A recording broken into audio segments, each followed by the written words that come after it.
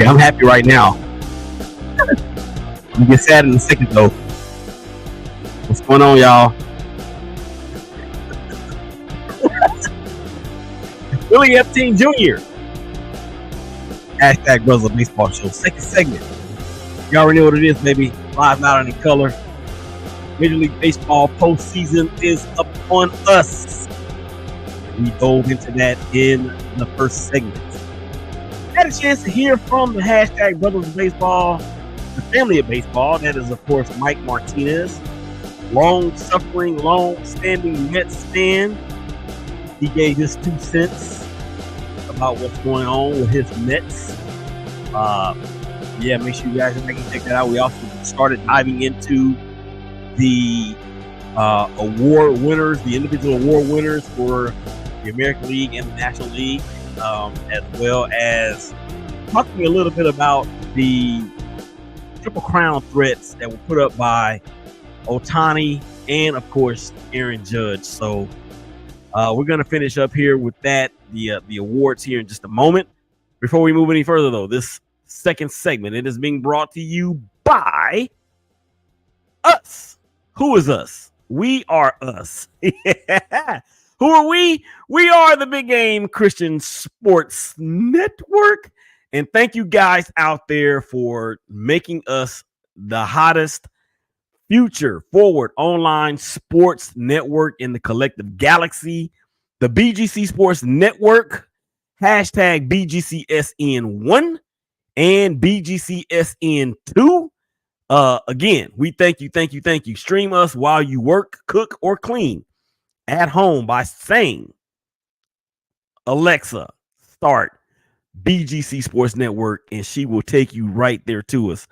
Also, you guys need to ensure that when you talk about or when you listen to the network, when you go to bgcsports.net and you check out all of the things that are going on, make sure you remember football on Football Tonight, featuring the Crowley Eagles, because they're doing their thing over there in South. They're south of Fort Worth over there in Tarrant County. So let's go ahead and get back to the Major League Baseball talk. I got to welcome you guys in, first of all, from Instagram TV.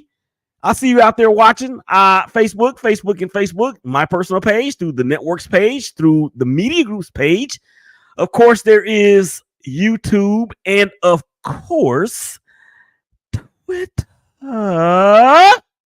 Y'all know we are almost to 15,000 followers on Twitter, and we are up over 1,450 or 1,350 subscribers on YouTube. You guys are completely and utterly the dopest fans, the dopest listeners. I won't say fans, the dopest listeners out there for making all of those things happen for us with the network and, of course, here at the SBMG. All right, so stolen base leaders from 2024. That distinction goes to Ellie De La Cruz for the Cincinnati Bengals. Closely behind him was Shohei Ohtani with 59. And this is what I love about the new rules in baseball. It does allow for the return of the stolen base. And we won't ever see it, in my opinion, again, like we did with Ricky Henderson and Willie McGee and Tim Raines and Ozzie Smith and Lonnie Smith and all those guys, Vince Coleman, all those guys out there from the past. We will never see that again, as my screen has gone blank. But it's all to the good. So Shohei Ohtani, of course, 59 stolen bases, already had 54 home runs, batted .310. I mean, this dude is just completely ridiculous. All right. Here we go. Oh, yeah. For the American League, that distinction for the stolen bases goes to Jose Caballero. He had 30 or 44, followed closely by Jose Ramirez from the Cleveland Guardians with 41. So something about the National League where there's more stolen base attempts and actually success rate in the senior circuit. OPS batting champion or OPS champion Aaron Judge with 1159 OPS, and in the National League, do we really understand or do we believe that it's anybody other than Shohei Ohtani who actually had a lower OPS than Aaron Judge at 10:36. So I just these two cats, man, I love what they've done for the sport of baseball. It is nothing short of remarkable. And it is what it is. All right. Ode to the town.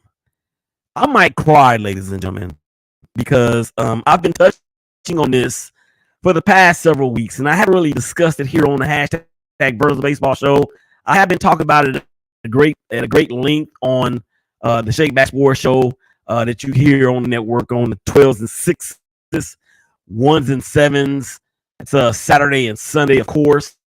But yeah, the Oakland A's the Oakland Alameda County Coliseum has closed its doors for probably the final time. And the reason why I say probably is because I'm still holding out hope. And the hope is very, very slim, with none being out of town. But I mean, I can still have hope. So we're going to do a tribute to the Oakland Alameda County Coliseum. You can see it right here above me. I'm not there, obviously, right now. But spent a lot of time there, spent a lot of past those places or those two venues a lot of different times. And it is only fitting that at the last home game for the A's in that venue, in that stadium, they do get a win against the defending world champion Texas Rangers, who by all accounts is off the face of the map in 2024. It's also fitting that the last weekend or the last game of the Oakland Alameda County Coliseum was preceded by a win for the Las Vegas Raiders in week 4 of the NFL season in Vegas. So it is a bittersweet memory, and I just want to play this because this was, to me, this is the last out that we will ever see at the OAC, and it is what it is. And here we go, right here. It's the 1-2, Jankowski to Schumann, and the ground ball things. A 3-2 win for the Oakland Athletics. One more win for the Oakland fans.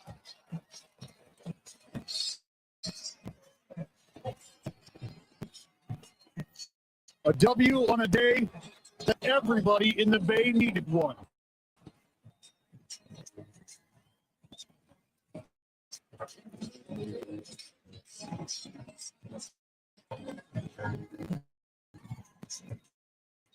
And one more time to listen to Cool in the Gang celebration.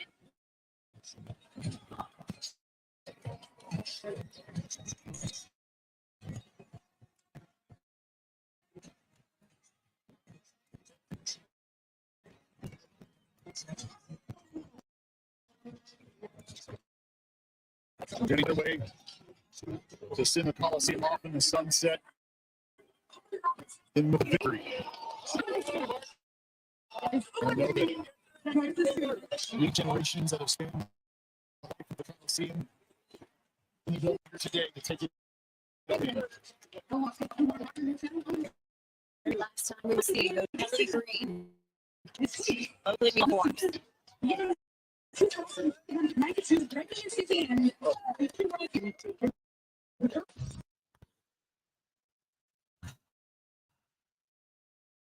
So let's talk about it.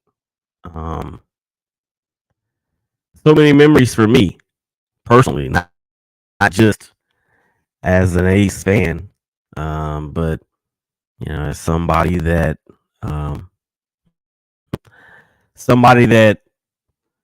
really got the foundation of his life in that part of the world.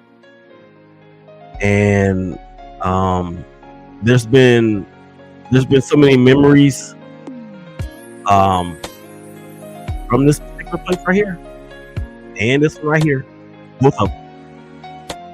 It's the first place where I fell in love with sports. It's the first place I fell in love with the sport of baseball. First place I fell in love with the Oakland Raiders. The first teams that I knew. Not the Warriors too much the Warriors to a lesser degree because I really wasn't a Warriors fan, even having spent all that time out there. But when you talk about the Raiders and the A's and these two places, my dad, who was so instrumental in everything that has shaped me in terms of playing sports and being a sports fan, began in this region of the world. And as Chris Brown has just faded to black in the background, I'm reminded of things that have affected me in different ways personally because of these two places in that region of the country or that region of the world. It was hard moving from Louisiana or moving from California to Louisiana. And the reason why I say that is because it was a tremendous culture shock, even at the age of 10 or 9 or whatever age I was. And the A's, well, with the Raiders leaving, that hurt. But the Raiders had left before. The Raiders had left before and went to LA and came back. And the whole premise was Al Davis was going to bring another Super Bowl back to the city of Oakland. And it hurt because the Raiders were born in Oakland. The Raiders were everything that epitomizes the city of Oakland. The A's, of course, were transplants. They came in from Kansas City. And that's when that stadium was built, it was built before that. But it was built, as you can tell, even in the picture here, that's how it was. That's how it remained. It remained a multi-sport venue for the Raiders and the A's all the way until the Raiders moved to Vegas. And I got cousins that are still out there, of course, so they have way longer lasting memories than I do. They have way more memories than I do. But that doesn't mean that my memories aren't nearly as impactful nonetheless, because they are. And it might be an obsession thing for me because I've held on to that city with a vice grip for as long as I can remember. And even having the opportunity to go back and visit, a few times, I still know my way around. I still know my way around the city of Oakland. How crazy is that? I wasn't even driving. I was only riding a bicycle and big wheels when we left from out there. But I still know my way around that place. And for the A's and for the doors of the Coliseum, those hallowed halls of that venue on both sides, both the Coliseum and the stadium, it's like the last piece of me that's been taken from that city. The last of me is no longer going to be there. And that's why I said hopefully or most likely in all probability the doors have closed on the Oakland Alameda County Coliseum. And I said that because, of course, the lease with the Coliseum was supposed to run through 2026, if I'm not mistaken. They actually had renewed it, but they got out of it somehow. And now the A's are going to Sacramento for the next couple of years, at least until whatever happens in Vegas stays in Vegas or may not stay in Vegas or whatever it is. There's been rumblings out there that the city of Vegas may not even want the A's there. I mean, but okay, whatever. But the odds on end of anybody returning to this said place, the odds are pretty slim to none that we're going to see a professional team in the East Bay ever again. Just don't see it happening. Number one, the city of Oakland is it's not anything close to what I remember it being. Now, I was talking to somebody at my church on Sunday, and I was telling them about how the city of Oakland is grimy. It's 8 miles from San Francisco across the bridge, but no two cities could be more different alike that are that close in proximity to one another. They couldn't be. It's like night and day. And the sports fandom that has erupted from these two places. It is it is a rivalry unlike I shouldn't say any other, because I don't want to speak to the Cubs and the White Sox and the Mets and the Yankees and the Islanders and the Rangers and the Nets and the Knicks. I don't want to speak to that. But I do want to speak to the San Francisco fandom and the Oakland fandom. And San Francisco fans, whether you're a Giants fan or whether you are a 49ers fan, you guys should, I would like to think that you guys have a piece in this as well, in terms of what it's going to do to diminish that said rivalry, because it's not there anymore. Yeah, the Raiders played the 49ers a couple of years ago in Vegas. There would never be a home field advantage for the Raiders in Las Vegas. The game against the Cleveland Browns in week 4, it was half and half.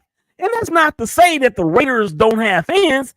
That only says that when people when the Raiders moved to Vegas, that gave an opportunity for people of those fan bases to migrate to those cities or to Vegas to watch their teams play against the beloved Raiders. And that hurts. That hurts because it's never going to be the same. Never going to be the same. And the mystique that was the Oakland Raiders is gone forever. The mystique of the Bash Brothers and the championships, the 3 straight championships in the 70s, the World Series championship against the Giants in the Bay Area World Series in 1989. Forever gone. Forever gone, man. And this is Armageddon in sports. This is what it is. The last days of sports. The first time in over 55 years, no professional sports teams at this place or at this place. It's done. And that, to me, ladies and gentlemen, is very, very sad, because those are my 2 favorite teams. And somebody asked me, do you think you will still be a fan when the Raiders move to Vegas, or when the A's move to Vegas? And I said, I don't like it, but I'm a fan of the team. I'm a fan of the franchise.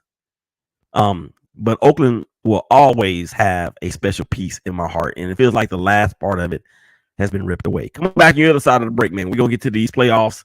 Playoffs? Yep, the preview is on. #BrothersBaseball Show. Y'all come back and holler at us.